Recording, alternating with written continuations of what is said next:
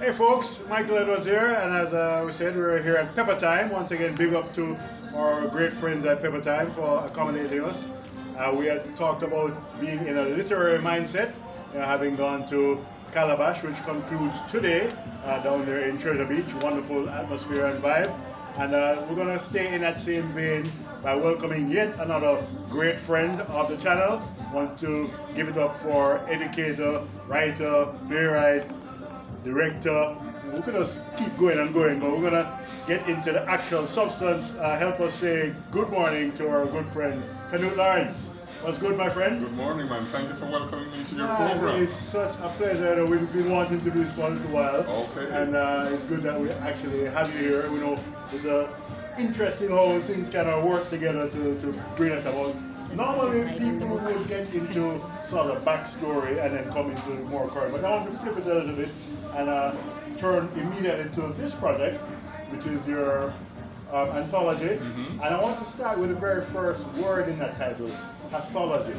Because, yes, we understand that a medical scare such as COVID was would involve those kinds of things, but the term pathology is not often associated with poetry. I know, right? Right? So, tell me a little bit about what led you to make those kind of connections. Well, I mean, during the pandemic, especially during 2020, I was writing during the pandemic as a form of self-therapy and as a coping mechanism. I never thought about publishing anything, Right. And then when I was finally convinced to publish, I said, okay, I have to come up with a title. And so I had several titles. And then when I got to pathology of a pandemic, because of my literary mind, I like the alliterative ring to it, the P and the P. Yes, of course. And at the same time, it made sense because, pathology means it's the study of diseases, communicable diseases. And so I decided to use pathology of a pandemic because everybody was trying to figure out what this disease was all about, how it came about, and all, And so I think literally, as a literature piece, pathology of a pandemic was the obvious choice. Yeah, and it's interesting because, like you say, exploring what the disease was about, because the book has several different perspectives in it, in terms of people who are speaking about the effect. It affected all of us, but we still, as a collective, don't have a definitive sense of what this COVID-19 was. How struck were you when you were putting the poems together by the fact that COVID remains such a mystery overall? I mean, I was struck. I'm not a doctor, I'm not into the sciences. And when I listen to different so-called experts talk about, the origin of COVID-19, I'm still not convinced. But what I was more concerned about was the impact of the pandemic on individuals, on groups, on persons who are marginalized, on women, on men, and so that, and people who suffered and lost family members and loved ones. So that was really my focus. Whatever caused it or whomever caused it, that's not my concern right now. Right. Yeah. And probably most people anyway. But you had said that at the beginning you weren't really thinking about it as a commercial type thing. Oh, no. What caused the change for you to decide, okay, I'm going to put this out and I'm going to see how we go with it? As I said, a very good friend of mine who is a literature professor, because I would read some of the poems online, and then, they were becoming quite viral. And I kind of got a little bit scared and decided to stop because I didn't want unscrupulous persons to go and publish my work, so I decided to stop. And I explained to my Facebook followers. And then a good friend of mine, Professor Jarrett, convinced me to publish, and I said, no. And she said, no, they're actually masterpieces. And I'm like, no, they're not. As creative people, anytime people hit us with that kind of compliment, and the immediate reaction is like, And so that was kind of me denying my own talent and my own skills. Right. When, of course, I've been teaching literature and English for over 35 years. Right, which we're going to get into, but yeah. So I was sharing with other professors, there are friends who are professors of literature, and all of them said, yes, Canute, they are masterpieces. They're as good as Shakespeare's writing, if not better. Okay. And I asked some very tough persons, and the feedback I got was, yes, Canute, you need to publish. And so that was how I published, because I didn't want to publish and then I would have all of these literary critics coming out and attacking me, because once your work is out, it's out, you can't recall it. Exactly. And so that was how I published, and I'm happy that I did. Yeah, because let's talk about that it first emergent of the work. Right? Like you said, you're kind of mindful on one hand of how people are going to respond, but at the same time, you're a little bit more assured. When the initial reaction came, because I know the book is doing pretty well, what were your thoughts? I mean, other than feeling vindicated in the publication? Shocked, numb, because when I got an email from the publishers that my book was a bestseller in 2 days, I said no, that's not me. Who were the publishers? That's what. Friesen Press. Right, and that's based in Canada. It's a Canadian publisher. Right. So I was literally shocked, and kind of still shocked, to be honest with you, but felt vindicated, and I felt very proud. Felt very proud that yes. And then when Amazon wrote to me again and then listed my book as number one new release in Canadian literature, right, I'm like, no, this is not happening. Yeah. So I mean, I still remain very humble. Yeah. I'm very, very humble, but I'm also very glad, very pleased that it took something as a pandemic to bring that out of me, for me to write. You kind of project because I used to that write, but I didn't write to publish. I didn't see myself as a writer who's going to make money or anything like that. Yeah. So it feels good. It feels good. It really feels good. Can't lie. And I mean, you mentioned Canada a couple of times, of course, which is where you're based and you're teaching.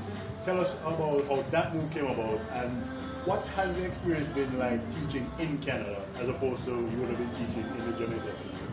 No, we're gonna touch on some very sensitive issues here. Man. I want to get. We're all about sensitivity here. I left Jamaica and I love Jamaica. Don't get me wrong, because I've been coming back to Jamaica every year. I'm here in Jamaica 2-3 times. Yeah. But I left in 2001 because I was teaching at Wilmer's Boys, my alma mater. And I looked at some, top boys school in Jamaica, plug that one. And I looked at some teachers who taught me when I was at Wilmer's. And I saw unhappiness. I saw dreams unfulfilled. Yeah, frustration. I saw frustration, and I said to myself in the staff room, I said, I grew up in Waterhouse. I don't want to be born in poverty and then die in poverty. Right. And I made a decision right there that I was going to leave Jamaica and go abroad. I was in pantomime. I was in JMTC. Yeah, of course. I did several ads, on radio and TV. I was marking CXC at the time, now CSEC. Yeah. I was an examiner for GCE A levels. Wow. I was doing a lot of stuff, just to survive, just to live a decent life. Yeah. And I was. But you weren't fulfilled.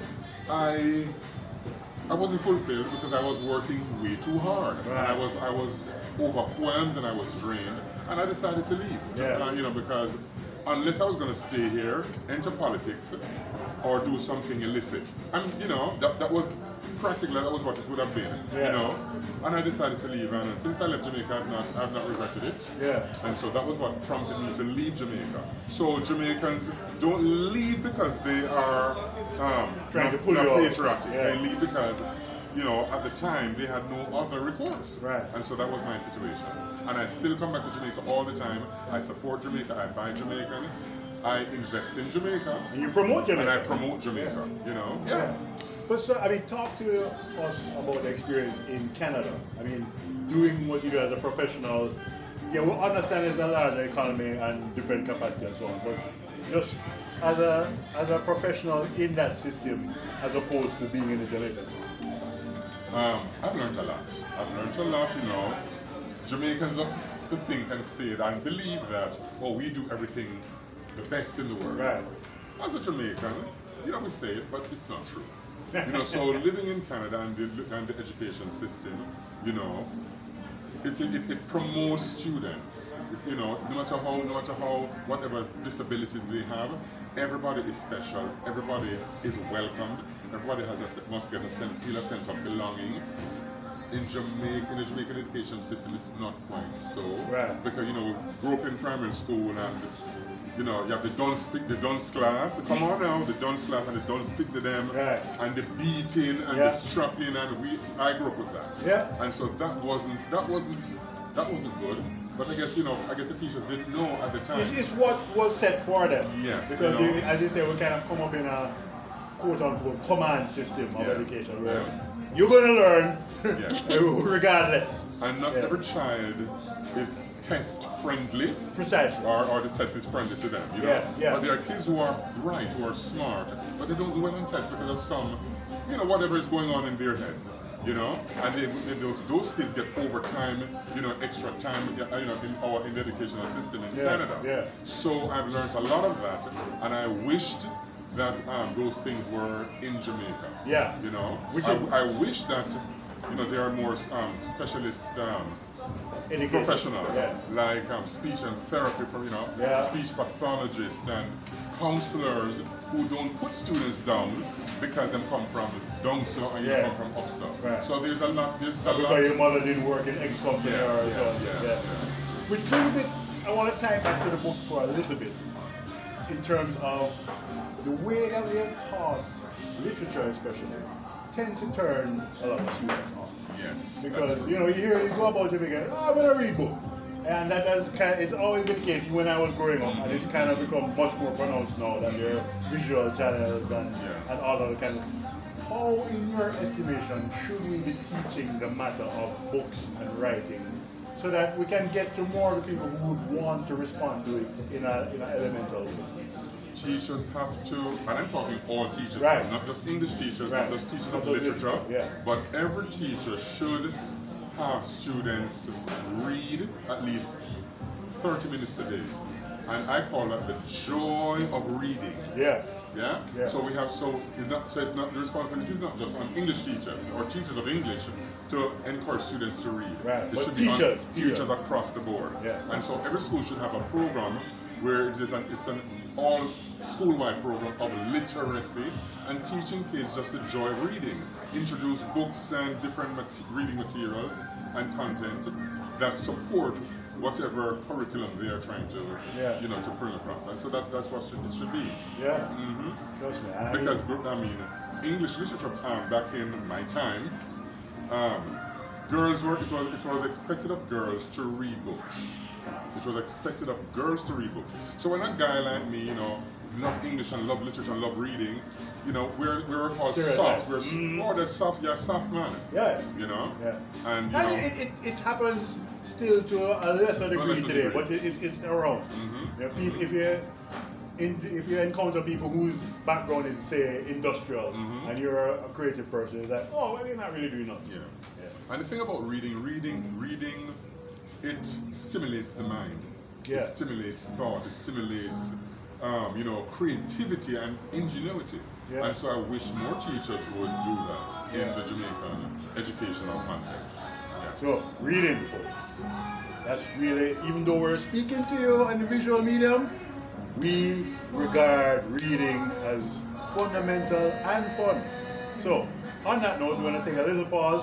When we come back, we're going to get into some more aspects of our special guest, Canute Lawrence, and talk some more about other projects that he might be working on. Stay with us.